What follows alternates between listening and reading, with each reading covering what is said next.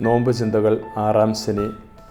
വിശുദ്ധ യോഹന്നാൻ്റെ സുവിശേഷം 12-ാം അധ്യായം 1 മുതൽ 11 വരെ തിരുവചനങ്ങൾ. ഈശോയിൽ സ്നേഹമുള്ളവരെ, ഇന്നത്തെ സുവിശേഷത്തിൽ ഈശോ ലാസറിൻ്റെ ഭവനത്തിൽ ഭക്ഷണത്തിന് വരുന്നതും അവിടെ വെച്ച് മറിയം ഈശോയുടെ പാദങ്ങളിൽ സുഗന്ധതൈലം പൂശുന്നതും തുടർന്നുള്ള സംഭവങ്ങളുമാണ് കാണുന്നത്. മരണത്തിൽ നിന്നും താൻ ഉയർപ്പിച്ച ലാസറിൻ്റെ ഭവനത്തിലേക്കാണ് ഈശോ വരുന്നത്. ഈ അവസരത്തിൽ മറിയം വിലയേറിയ സുഗന്ധതൈലം ഈശോയുടെ പാദങ്ങളിൽ പൂശി തലമുടി കൊണ്ട് തുടച്ചു. ഈ സമയം യൂദാസും അവിടെ സന്നിഹിതനാണ് എന്ന് നാം കാണുന്നു. യൂദാസ് പറയുന്നുണ്ട്, വിലയേറിയ ഈ തൈലം വലിയ വിലയ്ക്ക് വിറ്റ് ദരിദ്രരെ സഹായിക്കാമായിരുന്നല്ലോ എന്ന്. തുടർന്ന് വചനം പറയുന്നുണ്ട്, അവൻ കള്ളനായിരുന്നു എന്നും.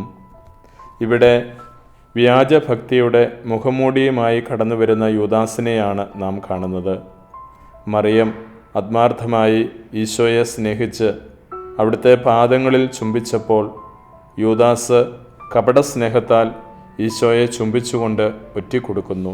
ആത്മാർത്ഥമായ ഭക്തിയും നിസ്വാർത്ഥമായ സമർപ്പണവും ഒരു ഭാഗത്ത് കാണുമ്പോൾ മറുഭാഗത്ത് വഞ്ചനയുടെ കപടഭക്തിയാണ് കാണുന്നത്.